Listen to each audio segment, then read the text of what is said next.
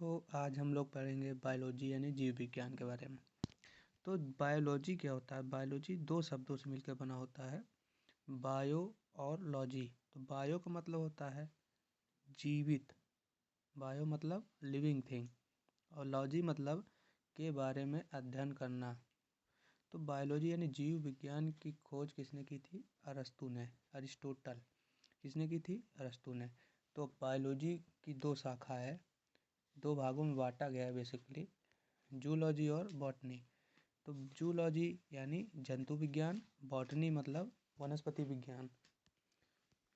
जंतु विज्ञान में क्या होता है? स्थानांतरण गति करने वाले जीव जंतुओं के बारे में अध्ययन करते हैं। स्थानांतरण मतलब जो एक स्थान से दूसरे स्थान पर जा सकते हैं। और बॉटनी जो होती है, इसमें स्थानबद्ध जातियों का अध्ययन करते हैं जो एक स्थान पर रुके हुए होते हैं। तो जूलॉजी की खोज किसने की थी? अरस्तु यानी अरिस्टोटल ने। लेकिन बॉटनी की खोज अरिस्टोटल ने नहीं की थी, थियोफ्रेस्टस ने की थी। तो बायोलॉजी के अंतर्गत सबसे पहले हम लोग क्या पढ़ते हैं? कोशिका के बारे में। कोशिका क्या होती है? कोशिका जो होती है हमारे शरीर की सबसे छोटी इकाई है, सबसे छोटी इकाई है। The smallest unit of the body is called cell. Okay. तो इसकी खोज किसने की थी? रॉबर्ट हुक ने। लेकिन रॉबर्ट हुक ने जीवित कोशिका की खोज नहीं की थी, मृत कोशिका की, मतलब कोशिका जो थी वो मरी हुई थी यानी मृत थी। लेकिन जीवित कोशिका की खोज किसने की थी? लीवेनहॉक ने। किसने की थी? लीवेनहॉक ने। कोशिका का अध्ययन, जो अपना कोशिका का अध्ययन क्या कहलाता है? साइटोलॉजी। कोशिका का अध्ययन कहलाता है साइटोलॉजी। तो कोशिका का सिद्धांत किसने किया था? स्लाइडेन एवं स्वान ने। किसने दिया था? कोशिका का सिद्धांत किसने दिया था? स्लाइडेन एवं स्वान ने। क्या दिया था कि जो हमारे शरीर में कोशिका है, मान लो एक कोशिका अगर नष्ट होती है यानी मर जाती है तो उसका स्थान दूसरी कोशिका ले लेती है। मतलब क्या करता है? अगर एक कोशिका नष्ट होगी तो जो दूसरी कोशिका है वो अपना विभाजन करके एक कोशिका का निर्माण करेगी। समझ रहे हो? तो इसका काम ये है। तो इन्होंने ये सिद्धांत दिया था। तो शरीर की सबसे छोटी कोशिका, मतलब सबसे छोटी कोशिका क्या है? माइकोप्लाज्मा, सबसे छोटी कोशिका। और सबसे बड़ी कोशिका क्या है? शुतुरमुर्ग का अंडा। आप देखे होंगे, बड़ा होता है शुतुरमुर्ग का अंडा। और मानव शरीर में, मानव कोशिका में क्या होगा? सबसे छोटा, सबसे छोटी कोशिका होती है शुक्राणु, और सबसे बड़ी कोशिका होती है अंडाणु यानी ओवम। और पूछा जाए कि अगर शरीर की सबसे लंबी कोशिका क्या है, तो सबसे लंबी कोशिका है, लंबी कोशिका तो तंत्रिका तंत्र, न्यूरॉन सेल। तो सबसे लंबी कोशिका क्या है? तंत्रिका तंत्र। अब इसके अंतर्गत हम लोग क्या पढ़ेंगे? पुनर्निर्माण। तो पुनर्निर्माण का मतलब क्या होगा कि पुनर्निर्माण मतलब रीजनरेशन। मतलब एक कोशिका अगर नष्ट हो रही है तो उसकी जगह पे विभाजन कितना तेजी से होगा या कितना कम होगा। तो सबसे तेज कोशिका विभाजन होता है हमारे शरीर में यकृत में। किसमें होता है? यकृत यानी लीवर में। ये अपने दाईं साइड होता है। ठीक है। मान लो कोई अगर आपको चाकू मारे, वो दाएं साइड लग जाए या और लगेगा किसमें? यकृत में। तो वो अपने आप ही क्या होता है, अपने आप को कोशिका विभाजन करके सही हो जाएगा। मतलब अगर थोड़ा सा यकृत का भाग छोड़ के बाकी काट के हटा दिया जाए तब भी वो अपने 2-3-4 महीने 5 महीने में अपने आप को पूर्णतया रिकवर कर सकता है। पूछा है कि अपने आप को पुनर्निर्माण करने की क्षमता शरीर के किस अंग में है? तो यकृत में। और पूछा है कि सबसे कम कोशिका विभाजन किस में होता है? मतलब होता ही नहीं है, वो होता है मस्तिष्क में। सबसे कम कोशिका विभाजन होता है मस्तिष्क में। तो अपने कोशिका के अंदर क्या होगा? कोशिका की जो बाहरी झिल्ली होती है गोलाकार, ये किसकी बनी होती है? प्रोटीन की। ठीक है। तो कोशिका के अंदर क्या क्या पाया जाएगा? इतनी छोटी कोशिका होती है, इसके अंदर क्या क्या पाया जाता है? देखो, कोशिका के अंदर सबसे पहले पाया जाएगा माइटोकॉन्ड्रिया। जो आप देख रहे हो गोला गोला, ये माइटोकॉन्ड्रिया है। ठीक है।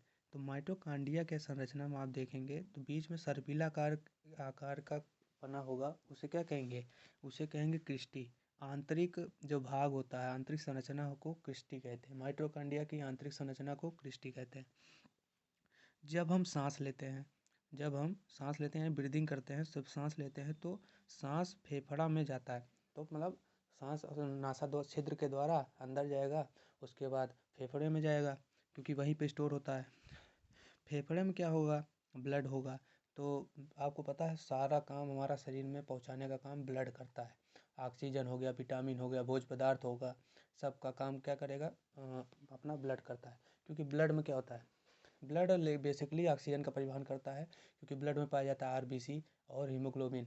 तो हीमोग्लोबिन का काम ही यही होता है कि ब्लड ऑक्सीजन को पूरे शरीर में पहुंचाना, ब्रेन तक पहुंचाना या आवश्यक अंगों तक पहुंचाना।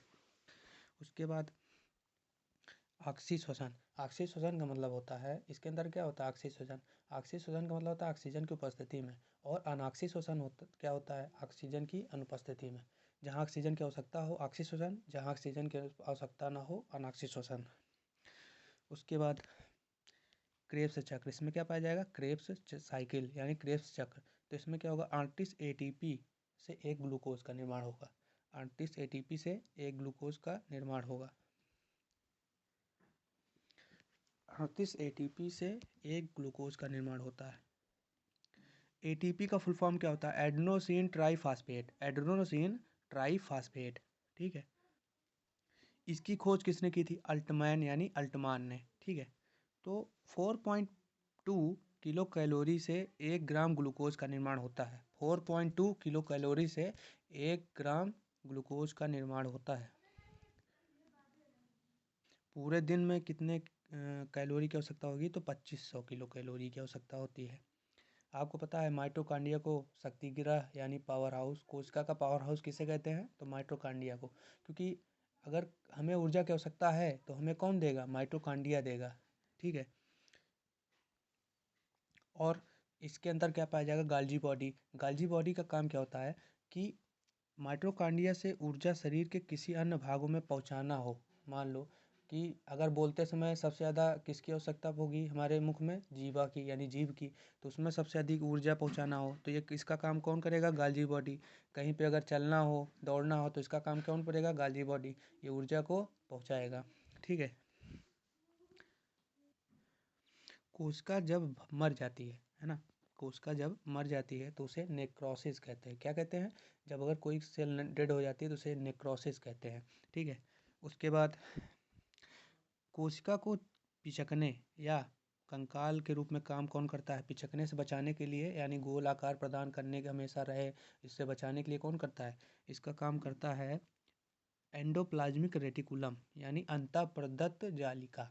एंडोप्लाज्मिक रेटिकुलम, ठीक है, अंतःप्रदत्त जालिका। ये आप देख रहे होंगे कोशिका में ऐसे ऐसे सर्पिलाकार बना है, इसी को कहते हैं अंतःप्रदत्त जालिका, एंडोप्लाज्मिक रेटिकुलम, ओके। उसके बाद क्या होगा, जब वैज्ञानिकों ने देखा, है ना, तो एक साइड से चिकना था क्या, एंडोप्लाज्मिक रेटिकुलम एक साइड से ऊपर के ऊपर चिकना था तथा नीचे की ओर खुरदरा था। तो इसमें क्या हुआ, एंडोप्लाज्मिक रेटिकुलम दो भाग पाए जाते हैं, स्मूथ यानी वसा वाला भाग, क्योंकि आपको पता है कि बाहरी लेयर पे हम लोग वसा यानी चिकने पदार्थ का यूज़ करते हैं, तेल हो गया, क्रीम हो गया आदि, या साबुन हो गया, सोप हो गया, कुछ भी, तो उससे क्या होगा, चिकना रहे, हमेशा बना रहे, इसीलिए तो लगाते हैं उस। तो इसके दो भाग होंगे, स्मूथ और रफ। रफ यानी रफ वाले भाग में क्या होगा, राइबोसोम पाए जाएंगे। क्या पाए जाएंगे, राइबोसोम। तो राइबोसोम क्या होता है, राइबोसोम दानेदार भाग होता है जो प्रोटीन बनाता है। क्या करता है, प्रोटीन बनाता है। अब सोच लो, छोटे छोटे दानेदार भाग हैं जो, इससे क्या निर्माण होगा, प्रोटीन बनाता है ना। 25 प्रोटीन मिलकर एक अमीनो अम्ल का निर्माण करते हैं, ठीक है। अब राइबोसोम भी दो प्रकार का होगा। राइबोसोम होता है, एक होता है 70S और एक होता है 80S, है ना, 70S और 80S। एस का मतलब होता है सेडिमेंटेशन कॉफियंट, है ना, सेडिमेंटेशन कॉफियंट्स। अभी बताते हैं इसको क्या होता है। 70S इसमें कम होगा प्रोटीन का निर्माण, प्रोटीन के अणु कम बनेंगे तो उसे 70S, और 80S जिसमें प्रोटीन के अणु अधिक बनेंगे। तो सबसे अधिक कहाँ बनेंगे, मान लो 80S में, तो सबसे कम कहाँ बनेंगे, 70S में, ओके। एस का मतलब क्या होता है कि जैसे कोई प्रोटीन के अणु अगर उसको जल में डालेंगे तो जल में डालने के बाद कौन से अणु अधिक नीचे जल्दी बैठ जा रहे हैं, कौन से अणु ऊपर हैं, इससे पता चलता है एस से। तो इसे कहते हैं sedimentation coefficient. Okay, thank you.